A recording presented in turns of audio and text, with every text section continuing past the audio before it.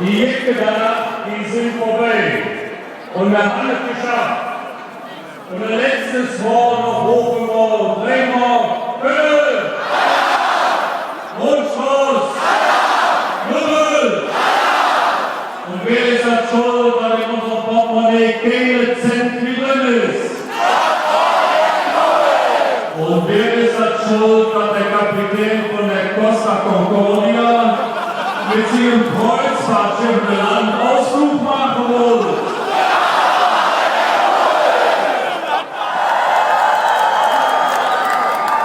Was ist los, Ron Strauß? Seid ihr noch fit?